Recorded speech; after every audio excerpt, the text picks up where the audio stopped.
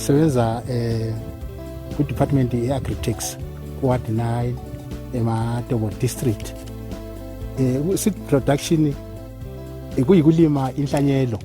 Sikhangela ukuthi inhlanyelo ilinywa kanjani. Inhlanyelo le esikhuluma ngayo ngezilimo ezijayele ukulima khona kuna lumango. Sibalinya uthi isogama amabele, umombo bayawulima, amazambane, indlubu lendumba. Izinhlanyelo ezikhangileyo kodwa kakhulu ngizagcila ku small grain iyona umhlobo wamabele ovuma lapha. Nxa sithi seed sikhuluma ngenhlanyelo. Inhlanyelo kuyini? Sifuna ukuyehlukanisa inhlanyelo ngoba abalimi abaningi baphonga ukuthatha amabele nje bethi inhlanyelo. Kodwa inhlanyelo kuyisitsho inhlavu zamabele, abanye bangathi intanga le esingayifaka emhlabathini imile iphinde ikhiphe amanye futhi amabele.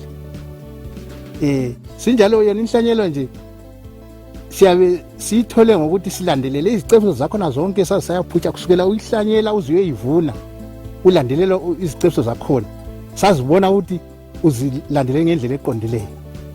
Leso singayibiza ukuthi inhlanyelo. Hayi lokho kuhlala esiphaleni ukuthi ungazathatha kuphela amabele esiphaleni ukuthi inhlanyelo hayi. Indaba sigcizelela ukuthi sibe abalimi silime inhlanyelo thina khona lapha endaweni yethu esikhona. Kuqakathekile ngoba inhlanyelo eziningi lapha iyasilela yikho emangweni wethu. Lokudla ukuthi kutholakale esigabeni sethu kuyamele sibe ukuthi abalimi siyazenzela thina inhlanyelo. Labanye inhlanyelo nxa singalima mayingaba inenga sesithengisela ezinye izigaba, sithengisela ezinye izigaba. Inhlanyelo ikhethwa njani? Nxa usukhethe inhlanyelo ukhethe kuphela lawa amabele kumbe lawa amahlanga kumbe lezi zikhwebu eziyezathi phakathi kwamanye zavuthwa zabonisa ukuthi zona zinjani, zilamandla, zimelana la indawo. Yizo sikhethayo ubona ukuthi lezi ziyavumelana le ndawo leyo ki.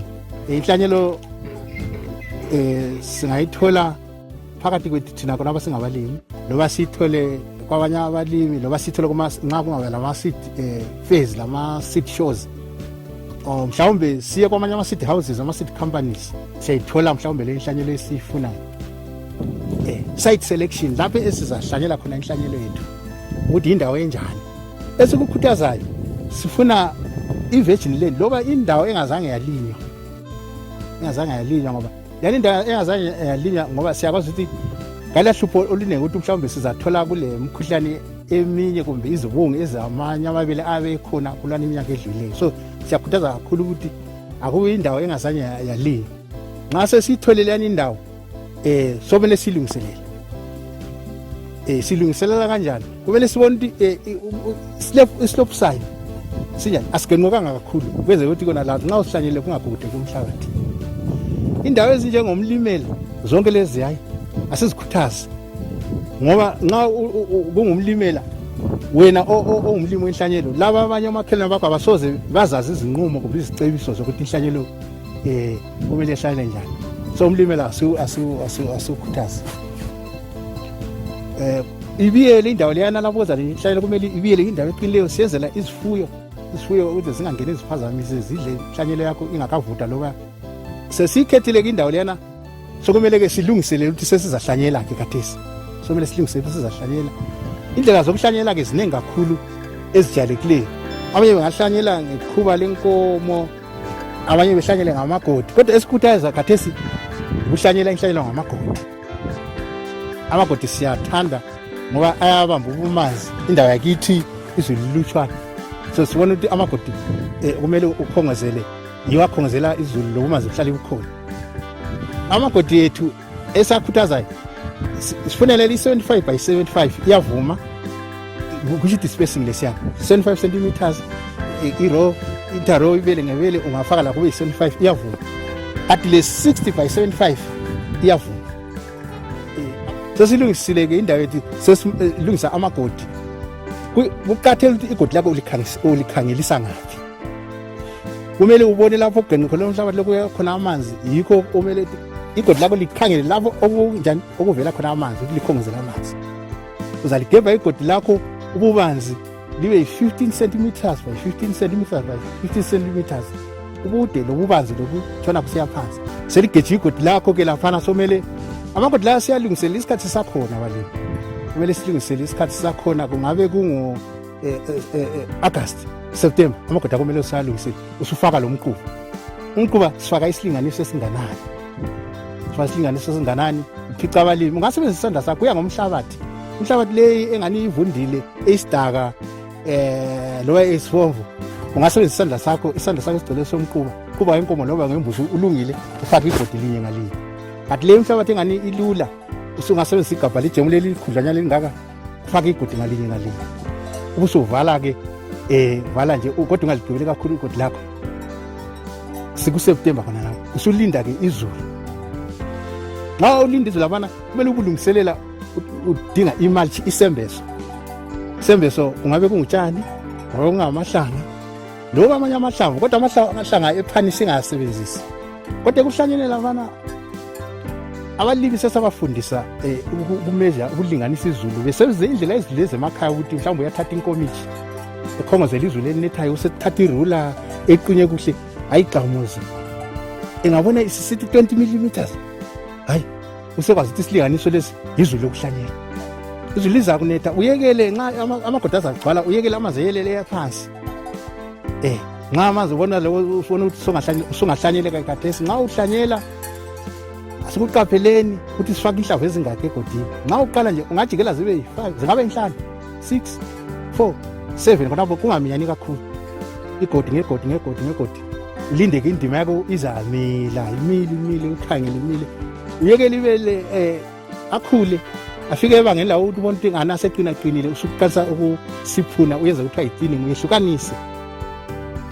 uyehlukanise uchiye okuthathu egodini okuthathu lokhu sakubona ukuthi kona akubangisani ukudla kuyakhula sile kusiphi isivuno esisifunayo kuzabe lezinye indawo futhi othola ukuthi akumilanga sokubuye uyenze kuthiwa i-gap filling usuthatha lawa amanye amabele lawo uyasiphula uwafaka lapho okungazange kwamila khona kuze indima yakho yonke ibe lesivuno esilingeneyo ibe lamabele esiyakhangeleyo ukuthi ayanela ihlanyela isembeso sungalandela ufaka isembeso sakho kuvamile kakhulu ukuthi usembeso bakithi siyananzela ukuthi abalimani bakhala ngomuhlwa indawo yonke bakhala ngomuhlwa ukuthi umuhlwa kodwa akuvamanga ngoba isembeso sizayenza ukuthi kuhlale kumanzi phansi umuhlwa nxa kuhlala kumanzi phansi kawukhathazi kanti njalo isembeso siza kunceda ukuthi kungabi lokhula indawo elesembeso esiyaneleyo akubi lokhula loba lukhona uzabona kukubili kukuthatha hamba ucutha nje alukhathazi iyakhula ke indima yakho yenhlanyelo uyilandelele ubona ukuthi enye lenye likhula kuhle yini kungabe kulobudli obukhona ngoba kulemikhuhlane konke khonoko ufuna ukulandelela inhlanyelo ivunwa nxa isivuthiwe yaphelela kodwa zikhona impawu ezisitshengisa ukuthi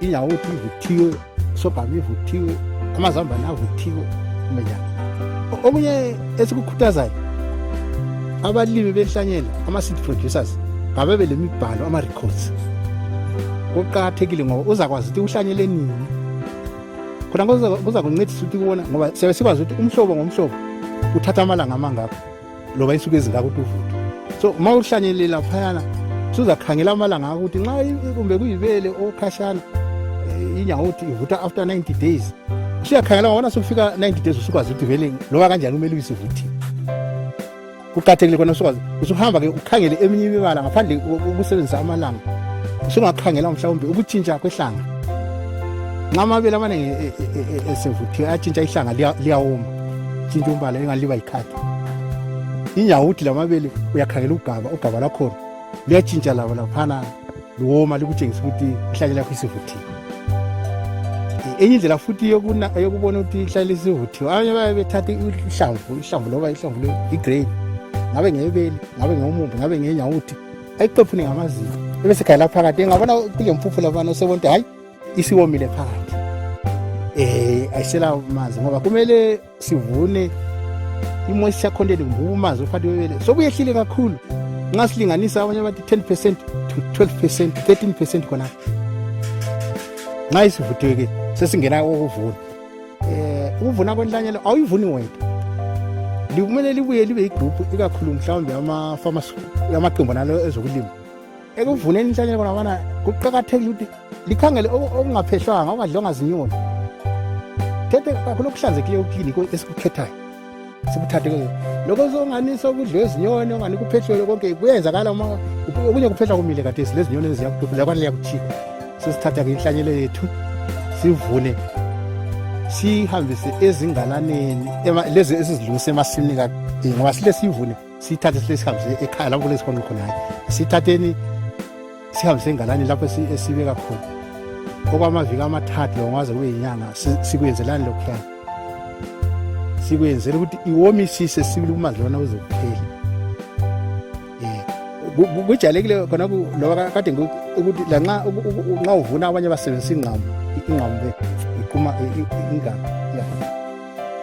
siyakuvumela ungaba siyasikhuthaza ukuthi ungaqhumela eduze kusala kuyizicebhezana uqhumela khatshana nje ngani uthihla ngalilide ukuthi lokho manzi okusaleyo ngithi liyabe lokho lisazitshela ukuthi likunini ungabi shock ukuyethuka lokho ukuthi usingahlukuma ngani sibona ngani kuyasebenzela ukuthi lokho kuqunywe kwabe inhlanga elide kuyawoma kuhle kuhle kulalokho kuqunywe kwasala kuyizicebhezana. Siyakhuthaza khona abalimi asikusebenzisele ezihonqeni khona ngale siyafika futhi asilesifike sivulelelo la asikufake nxa sikuvune ngabomi kuye kuhlale kuchazwe umchazo kaJuni.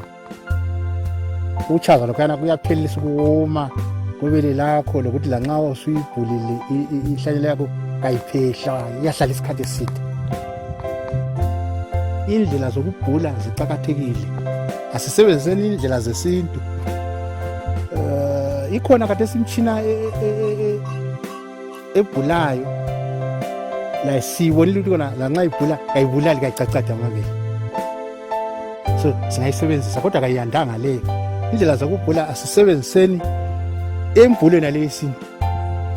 Indawo yakho zahlanyela khona inhlanyelo uqala uyibona inhlazekile futhi ayila yini mhlawumbe ungcola kunjengeminye imosho imisalela kumbe imkhukwezela eyasalela kudala yini lokuyiphansi khona kumele uyisinde kakhulu isinde kuhle indlela indawo elungisiwe lapho zavulela khona inhlanyelo. Siyakwazi abalimi abaningi esintwini ukuthi bayakwazi ukuthi indawo lena esinda ngezilongo zenkomo. Asifuni laba abafaka isamende. Indawo eziningi abantu abasebefucikile uyathola ukuthi labo obhulela khona ufaka isamende sikwayenza kwaba yifulu eqinile. Nazo ukuthi nxa usuletha ubhula phezu kwesamende usucacada amabele ngoba isamende iqinile nxa usutshayelela ibele phezulu ayacacadeka amabele amaningi. So sikhuthaza ukuthi asibhulele senzele isintu ezasinda ngenhlabathi. Inhlabathi loba utshaya iyavumela ukuthi kwani kuyatshona kancane ibele linganje lingacacadeki.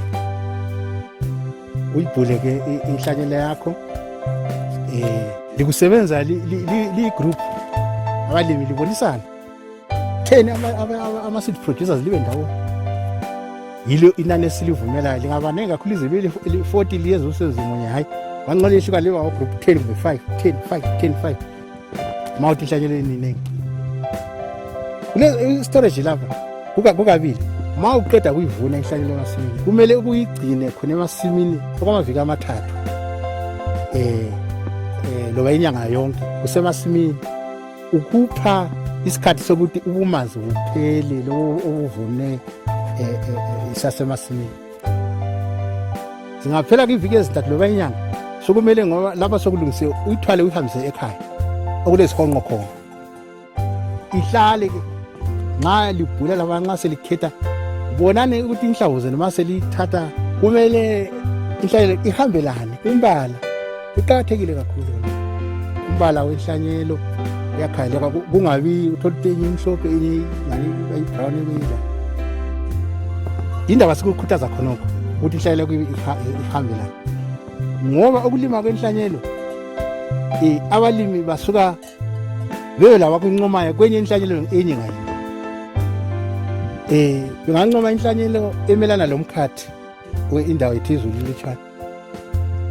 Bengancoma inhlanyelo othi nxa uyidla ihlabusa.